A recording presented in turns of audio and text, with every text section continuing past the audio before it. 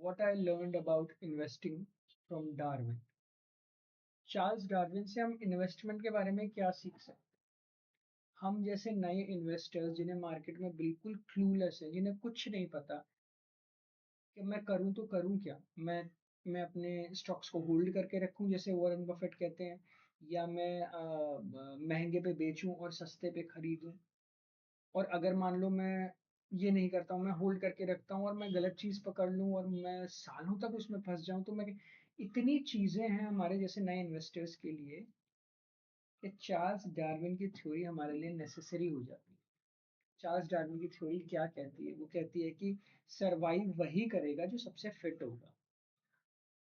Survive वही करेगा जो सबसे फिट होगा, यानी जो समय के साथ अडेप्ट कर पाए।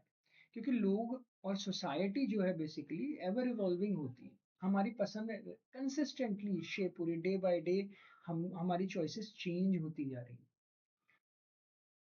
अगर हमारी चॉइसेस चेंज हो रही हैं तो जिस तरीके के हम प्रोडक्ट्स यूज कर रहे हैं वो भी चेंज हो रहे हैं, और हेंस बिजनेसेस को कंसिस्टेंटली हमें नए ऐसे प्रोडक्ट्स देते रहना होगा जो कि हम यूज कर पाए ताकि वो रेलिवेंट रह सके। इस तरीके के व्यापार की खोज करते हैं पुलक प्रसाद जी। हमें वो कहते हैं कि हम ऐसे व्यापार पे ध्यान दें जो केवल आज रेलिवेंट नहीं है, आने वाले समय तक रेलिवेंट रहेगा, और हम उस व्यापार को पकड़ के बैठे रहें। हम हाई वैल्यूएशंस पे जाकर के उसको सेल ऑफ ना करें। और इस तरीके के कई बिहेवियर्स, ये स्टार्टिंग के लिए मैं आपको बता रहा हूँ, वरना किताब में तो बहुत बहुत डेप्थ है। एक छोटी सी चीज जो एक क्राइटेरिया वो बताते हैं रोबस्ट बिजनेस के लिए, वो बताते हैं कि एक robust business consistently high ROCE का बिजनेस होता है, रिटर्न ऑन कैपिटल एम्प्लॉयड उसका कंसिस्टेंटली हाई होता है।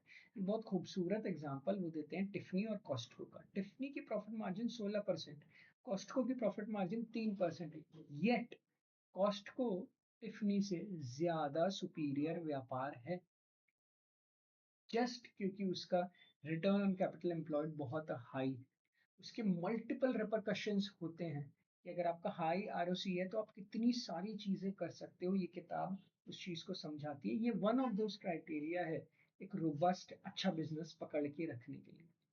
और एक बार आपको एक अच्छा बिजनेस मिल जाए तो उसे छोड़ना मत, क्योंकि बहुत बहुत मेहनत लगती है एक ऐसा व्यापार ढूंढने में जो कि काफी रोबस्ट हो, जो कि अनलिमिटेड टाइम तक चलता है।